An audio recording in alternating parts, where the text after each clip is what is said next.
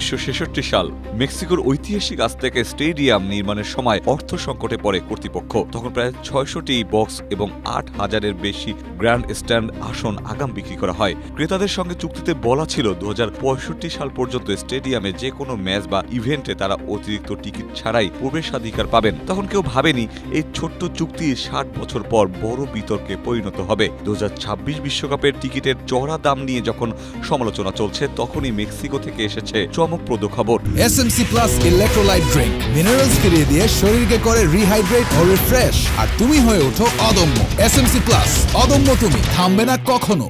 প্রায় ১৪,০০০ দর্শক উদ্বোধনী ম্যাচ দেখবেন বিনামূল্যে, কারণ ১৯৬৬ সালে সেই চুক্তির সুবিধাভোগী আসন এখন বেড়ে দাঁড়িয়েছে প্রায় ১৪,০০০-এ। ফিফা এবং স্টেডিয়াম কর্তৃপক্ষ এসব আসন টিকিট বিক্রির আওতায় আনতে চাইলেও দীর্ঘ আইনি লড়াই শেষে আদালত শেষ পর্যন্ত আসন মালিকদের পক্ষেই রায় দেয়। এর আগে ১৯৮৬ বিশ্বকাপে ম্যারাডোনার হ্যান্ড অব গড ও গোল অব দ্য সেঞ্চুরির ম্যাচও এই দর্শকরা বিনামূল্যে উপভোগ করেছিলেন।